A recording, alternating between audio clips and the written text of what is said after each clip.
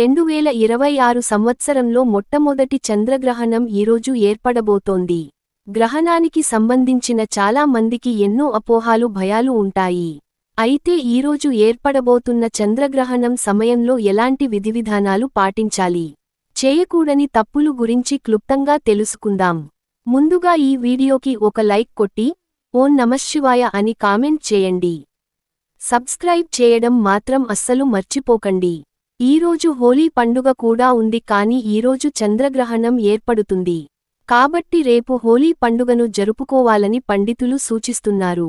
ఈరోజు పాల్గొన పౌర్ణమి, లక్ష్మీ జయంతి కూడా కలిసి వచ్చింది. ఈ పాల్గొన పౌర్ణమి రోజే లక్ష్మీదేవి జన్మించింది. కాబట్టి ఈరోజు ప్రతి ఒక్కరూ మీ పూజ గదిలో ఒక చిన్న నెయ్యి దీపం వెలిగించి లక్ష్మీదేవిని పూజించండి. ఆర్థిక సమస్యలు, అప్పుల బాధలన్నీ వెంటనే తొలగిపోతాయి. అయితే ఈరోజు చంద్రగ్రహణం ఏర్పడుతుంది. ఇంట్లో పూజ కార్యక్రమాలు ముగించుకుని పూజ గదిని మూసేయండి. అయితే ఈరోజు మధ్యాహ్నం 3:20 గ్రహణం ప్రారంభమై సాయంత్రం 6:47 వరకు చంద్రగ్రహణం ఉంటుంది.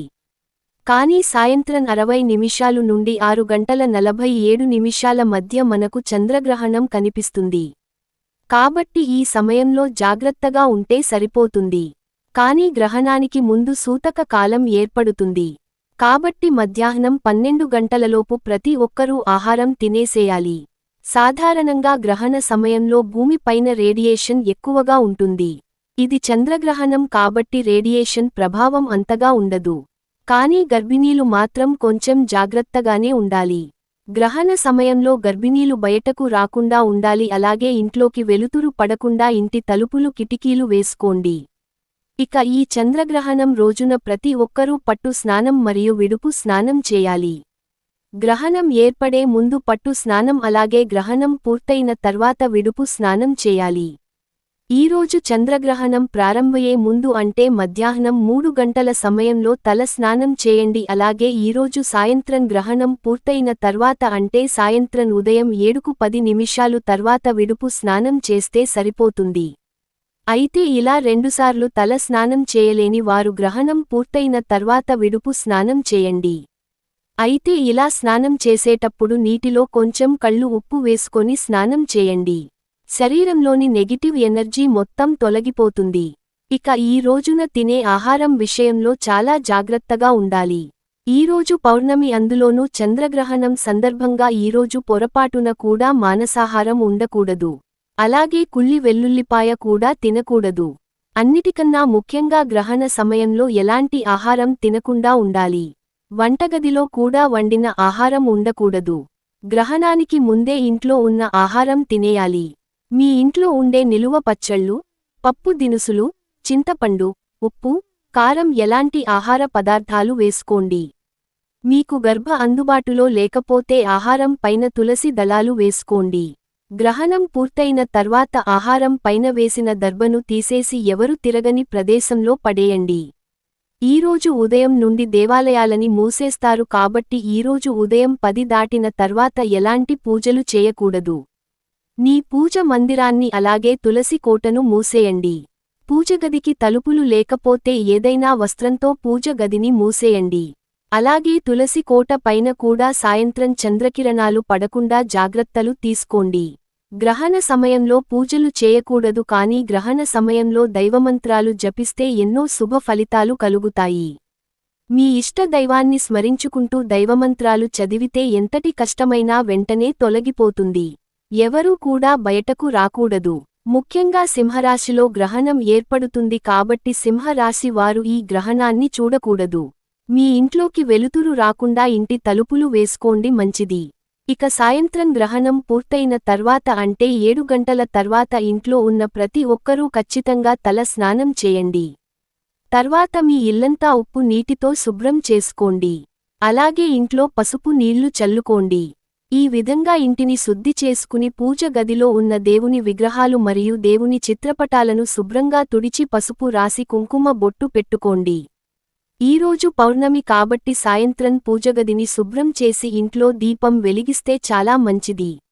ఇక మనలో చాలామంది అమావాస్య మరియు పౌర్ణమి తిథిలో ఇంటి ముందు గుమ్మడికాయ కట్టుకుంటారు. అయితే ఈ గ్రహణ సమయంలో గుమ్మడికాయకున్న శక్తి మొత్తం నశిస్తుంది. కాబట్టి గ్రహణం పూర్తయిన తర్వాత ఇంటి ముందు కట్టిన గుమ్మడికాయని తీసేసి కొత్త గుమ్మడికాయ కట్టుకుంటే చాలా మంచిది. ఈరోజు పాల్గొన పౌర్ణమి, అందులోనూ లక్ష్మీ జయంతి కలిసి వచ్చింది కాబట్టి ఈ రోజు గుమ్మడికాయ కట్టుకుంటే చాలా మంచిది. అయితే ఇంటి ముందు బూడిద గుమ్మడికాయ కట్టలేని వారు ఒక దారానికి నిమ్మకాయలు, పచ్చిమిరపకాయలు కట్టి ఇంటి గుమ్మానికి కట్టుకోండి. మీ ఇంట్లో ఉన్న నెగటివ్ ఎనర్జీ మొత్తం తొలగిపోతుంది. అలాగే ఈరోజు చంద్రగ్రహణం పూర్తయిన తర్వాత ఇల్లంతా సాంబ్రాణి ధూపం వేయండి. సాధారణ రోజుల కంటే ఈ గ్రామ సమయంలో చేసే జపాలకు 1,00,000 రెట్లు అధిక బలిసాన్ని ఇస్తుందని శాస్త్రాలు చెబుతున్నాయి. ముఖ్యంగా గర్భిణీలు మరియు ఆర్థిక ఇబ్బందులతో బాధపడే వారు ఓం శ్రీ మహాలక్ష్మి నమః అనే మనసులో జపించండి. ఇంట్లో దారిద్ర్యం తొలగి ఐశ్వర్యం సిద్ధిస్తుంది. ఆగిపోయిన పనులన్నీ పూర్తవుతాయి. అలాగే మనసులో ఒత్తిడి లేకుండా మానసిక ప్రశాంతత కోసం ఓం హం హనుమతే నమః అనే మంత్రాన్ని జపించండి. ఇక ఈ గ్రహణ సమయంలో కూరగాయలు కోయకూడదు, కత్తులు కత్తెరలు ముట్టుకోకూడదు, చీపురుతో ఇల్లు ఊడవకూడదు, ఇంట్లో ఉన్న చెత్తను బయటపడేయకూడదు. అలాగే ఈ సమయంలో జుట్టు కత్తిరించడం, గోర్లు కత్తిరించడం చేయకండి. ఈరోజు గ్రహణం పూర్తయిన తర్వాత అంటే సాయంత్రం 7 గంటల తర్వాత మీ దగ్గరలో ఉన్న శివాలయానికి వెళ్లి బ్రాహ్మణులకు బియ్యం మరియు ఉలవలు దానం చేయండి. ఈరోజు సాయంత్రం దానం చేయలేని వారు రేపు ఉదయాన్నే దానం చేసిన సరిపోతుంది. అలాగే మనలో కొంతమంది కాలుకి నల్ల దారం కట్టుకుంటారు, మరి కొంతమంది చేతికి కాశీ దారాలు కట్టుకుంటారు. అయితే గ్రహణం పూర్తయిన తర్వాత మీ చేతికి అలాగే కారుకి ఉన్న దారాన్ని తీసేసి కొత్తవి కట్టుకోండి. ఈ చంద్రగ్రహణం ప్రభావం ముఖ్యంగా 4 రాశిన వారిపైన ఉంటుంది. అందులో మొదటిగా సింహరాశి, వృషభ రాశి, మకర రాశి, కన్యరాశి. ఈ 4 రాశుల వారు ఈ నెల అంతా చిన్న చిన్న అనారోగ్య సమస్యలు, ఆర్థిక సమస్యలు వెంటాడుతాయి. కాబట్టి గ్రహణ దోషాలు నుండి తప్పించుకోవాలంటే ఈ 4 రాశి వాళ్లు బ్రాహ్మణులకు తప్పనిసరిగా దానం చేయండి.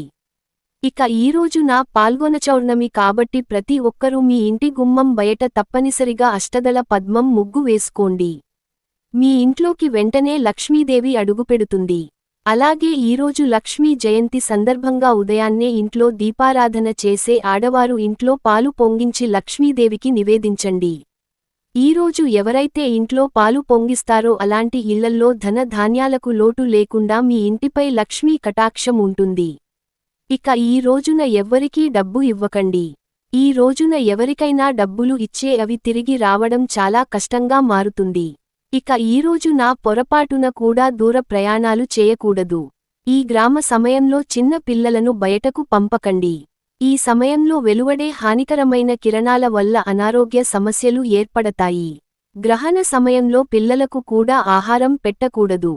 అయితే ఆకలితో ఉండలేని పిల్లలు మీరు తినే ఆహారం పైన గ్రహణానికి ముందే దర్భను వేయండి. దర్భవేసిన ఆహారాన్ని మాత్రమే గ్రహణ సమయంలో స్వీకరించాలి. అలాగే గ్రహణ సమయంలో టీవీలు మరియు మొబైల్ ఫోన్లో ఎక్కువగా చూడకండి. ఈ సమయంలో భూమి పైన రేడియేషన్ ఎక్కువగా ఉంటుంది. కాబట్టి టీవీలో, మొబైల్ ఫోన్లో చూస్తే మానసిక ప్రశాంతత లేకుండా ఒత్తిడి పెరుగుతుంది. అలాగే గ్రహణం పూర్తయిన తర్వాత చిన్నపిల్లలకు మిరపకాయలతో దిష్టి తీయండి. దిష్టి దోషాలు అన్నీ వెంటనే తొలగిపోతాయి. అలాగే గ్రహణం అయిపోయిన మరుసటి రోజు అంటే రేపు ఉదయాన్నే శివాలయానికి వెళ్లి ఆవు పాలతో పరమేశ్వరుడికి అభిషేకం చేయండి, చాలా మంచిది. పాలతో లింగాన్ని అభిషేకం చేయడం ద్వారా ఆ పరమేశ్వరుడు అనుగ్రహంతో గ్రహదోషాలన్నీ తొలగిపోతాయి. అయితే శివునికి అభిషేకం చేయలేని వారు శివ పంచాక్షరి మంత్రాన్ని జపించండి. ఇక రేపు బుధవారం నాడు హోలీ పండుగను జరుపుకోవాలని వేద పండితులు సూచించారు. ఈ వీడియో మీకు నచ్చితే ఒక లైక్ కొట్టి, మీకున్న ధర్మ సందేహాలకు కామెంట్ చేయండి. ఓం నమఃశివాయ.